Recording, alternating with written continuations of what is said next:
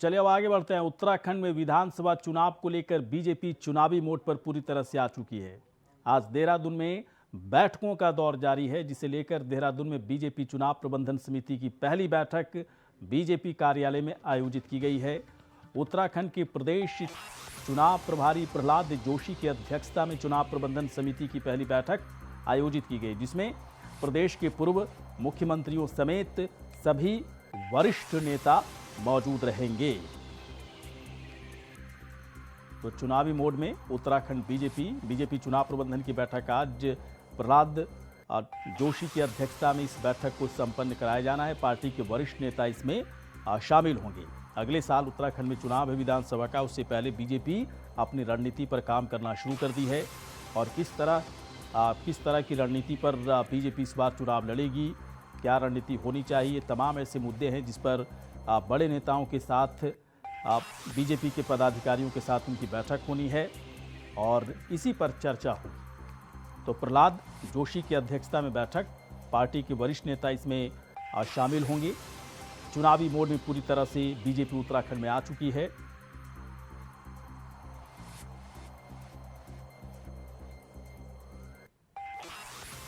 तो बीजेपी चुनाव प्रबंधन की बैठक आज है।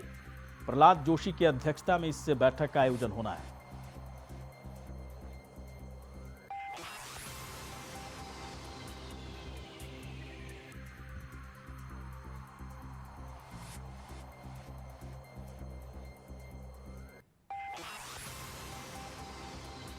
लोगों से मैं मिल रहा हूं और आज हमारा पहली बार चुनाव निर्वहन समिति इलेक्शन मैनेजमेंट कमेटी का हम मीटिंग आज कर रहे हैं। उसमें डिटेल में चुनाव मैनेज हर एक क्षेत्र में कैसा चले, कैसा करना चाहिए, वो भी हम आज चर्चा कर रहे हैं। और भारतीय जनता पार्टी सबको विश्वास में लेके हम इस बार 60 पार, ये जो हमारा एक लक्ष्य है, वो लक्ष्य पारित करने के लिए आज पूरा दिन विविध स्तर का आज हमारा।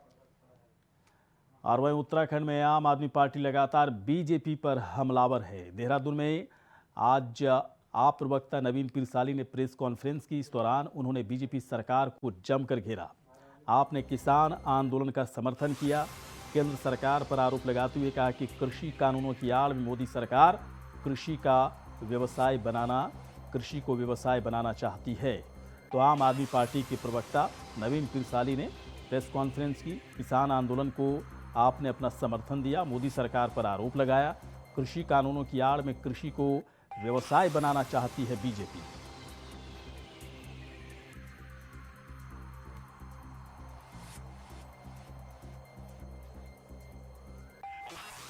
तो आम आदमी पार्टी के प्रवक्ता की तरफ से बाकायदा कहा गया कि कृषि को व्यवसाय की तरह बनाना चाहती है बीजेपी की सरकार। और आम आदमी पार्टी की तरफ से किसानों को पूरा समर्थन देने का ऐलान आम आदमी पार्टी के प्रवक्ता की तरफ से किया गया है।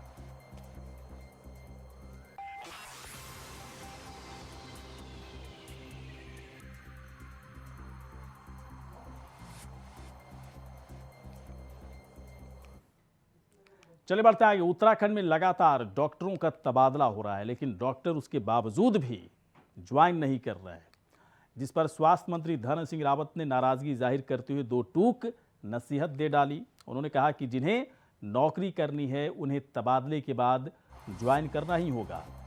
दरअसल 2 महीने में 3 बार तबादले की लिस्ट स्वास्थ्य विभाग से जारी हो चुकी है, लेकिन अभी भी तमाम डॉक्टर हैं जो विभाग के खिलाफ शिकायती पत्र लिख रहे हैं, लेकिन मूल तैनाती पर जाने से बच रहे हैं, जिसे स्वास्थ्य मंत्री धन सिंह रावत ने गंभीरता से लिया। इसके साथ ही उन्होंने डॉक्टरों को हिदायत देते हुए कहा है कि तबादला होने के बावजूद नियुक्ति पर नहीं जाना गलत है, जिसे सरकार कतई बर्दाश्त नहीं करेगी।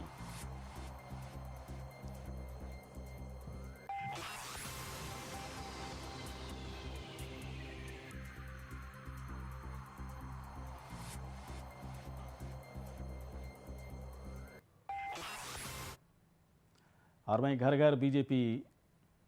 हर घर बीजेपी अभियान पर कांग्रेस ने प्रतिक्रिया दी। तो अब बीजेपी प्रदेश अध्यक्ष मदन कौशिक ने भी कांग्रेस को आड़े हाथ लेते हुए कहा कि कांग्रेस चुनाव के माहौल में भ्रामक प्रचार कर धरना प्रदर्शन कर रही है। वहीं बीजेपी चुनाव को दृष्टिगत रखते हुए इस तरीके के महाअभियान चला रही है जिससे कांग्रेस बौखलाई हुई है और इस तरीके की बयानबाजी हो रही है। उन्होंने कहा कि कांग्रेस ने पहले ही लोकतांत्रिक लड़ाई से खुद को किनारे कर लिया है। ऐसे में साफ जाहिर होता है कि कांग्रेस के पास चुनाव में जाने के लिए कोई मुद्दा ही नहीं बचा है।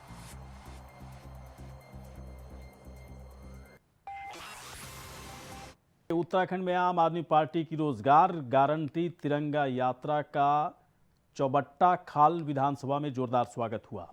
पार्टी के मुख्यमंत्री पद के उम्मीदवार कर्नल अजय कोठियाल के नेतृत्व में सतपुली बाजार से रोजगार गारंटी यात्रा को निकाला गया, जिसमें भारी संख्या में लोग शिरकत करते नजर आए। सतपुली चौबट्टा खाल सतपुली में आपकी रोजगार गारंटी यात्रा, जैसा कि आप तस्वीरों में देख रहे हैं, कर्नल अजय कोठियाल के नेतृत्व में निकली यात्रा में सैकड़ों लोग हुए शामिल। अजय कोठियाल ने युवाओं में भरा जोश।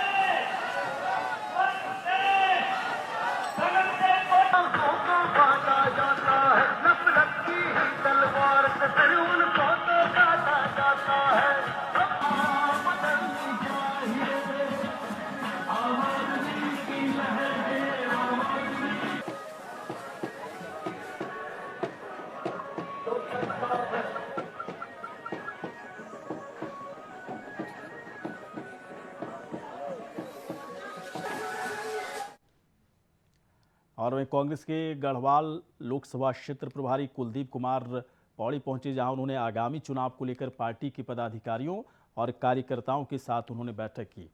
बैठक के बाद मीडिया से बातचीत करते हुए कुलदीप कुमार ने कहा कि आगामी चुनाव में कांग्रेस पार्टी को जीत दिलाने के लिए सभी लोगों को एकजुट करना बहुत ही जरूरी है। जो लोग मनमुटाव के चलते एक नहीं हो रहे थे, उन्हें भी एक करने का काम किया जा रहा है। उन्होंने आगे कहा कि हिमाचल में जिस तरह बीजेपी को क्लीन स्वीप किया है, आने वाले चुनाव में बीजेपी को उत्तराखंड में भी क्लीन स्वीप किया जाएगा, जिससे इस वक्त जो महंगाई और बेरोजगारी है उससे आम जनता को कम से कम निजात मिल सके।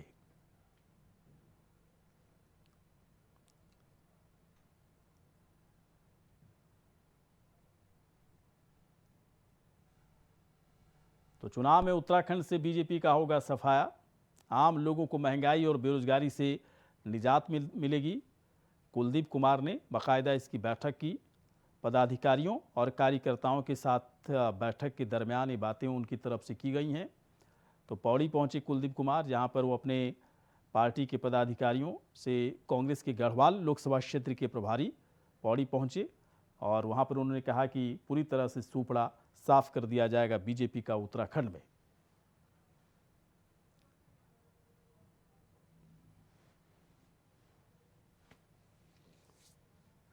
और वहीं राजधानी देहरादून में डेंगू के मामलों में लगातार इजाफा हो रहा है, जिसे लेकर नगर निगम और जिला स्वास्थ्य विभाग क्षेत्र में लगातार छिड़काव किए जा रहे हैं। आपको बता दें कि देहरादून में 126 डेंगू के मरीजों की पुष्टि हुई है, जिसे विभाग का दावा है कि अभी स्थिति कंट्रोल में है। सभी डेंगू मरीजों की स्थिति ठीक है। जिला मलेरिया अधिकारी सुभाष जोशी ने कहा कि विभाग नगर निगम के साथ मिलकर लगातार प्रयास कर रहा है और डेंगू लार्वे को खत्म किया जा रहा है। साथ ही उन्होंने कहा कि तापमान जैसे ही 20 डिग्री से नीचे आएगा, उसमें डेंगू का लार्वा खत्म हो जाता है।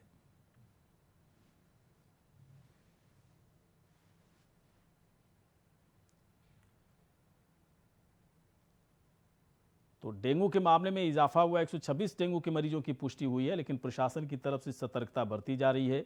नगर निगम के साथ सहयोग किया जा रहा है स्वास्थ्य विभाग की तरफ से और साफ तौर पर दावा किया जा रहा है कि डेंगू के लार्वे को खत्म किया जा रहा है।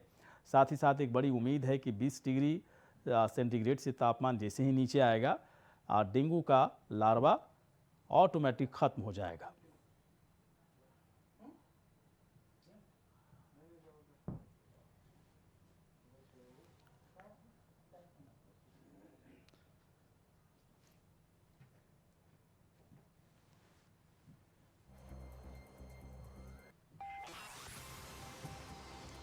तो डेंगू के मामले में इजाफा, देहरादून की खबर है, जहां पर स्वास्थ्य विभाग और नगर निगम एक साथ दोनों मिलकर काम कर रहा है। डेंगू के लार्वे को खत्म किया जा रहा है। साथ ही साथ उम्मीद भी जताई जा रही है कि डेंगू के लार्वे का जो लार्वा होता है 20 डिग्री सेंटीग्रेड कम होने पर, तापमान कम होने पर वो खत्म हो जाता है।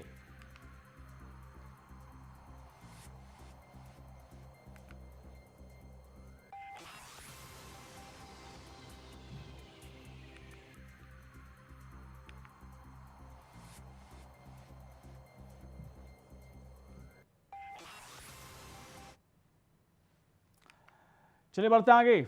अभिनेत्री कंगना रनौत के देश की आज़ादी पर दिए गए बयान का विरोध तेजी से हो रहा है। यूथ कांग्रेस के कार्यकर्ताओं ने हरिद्वार के ज्वालापुर कोतवाली पहुंचकर कंगना रनौत के खिलाफ तहरीर दी और उन पर देशद्रोह का मुकदमा दर्ज करने की मांग की। आपको बता दें कि अभिनेत्री कंगना रनौत ने हाल ही में एक टेलीविजन प्रोग्राम के दौरान कहा था कि देश को आज़ादी 2014 में मिली है। उससे पहले जो आज़ादी मिली थी वो सिर्फ एक भीख की तरह थी। कांग्रेस का कहना है कि उन्होंने ये कहकर देश के संविधान और स्वतंत्रता सेनानियों का अपमान किया है।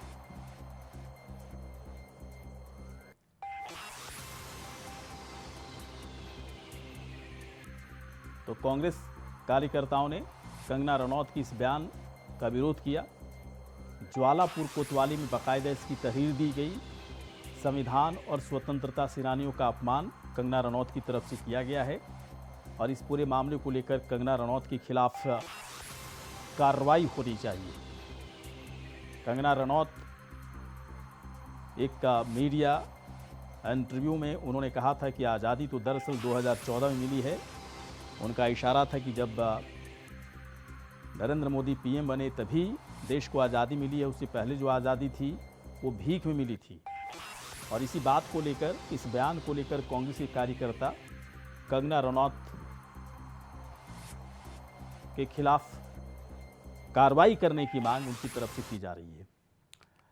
उत्तराखंड में रामनगर के पिरुमदारा गांव के शिवपुर टांडा में एक युवती ने फांसी लगाकर आत्महत्या कर ली।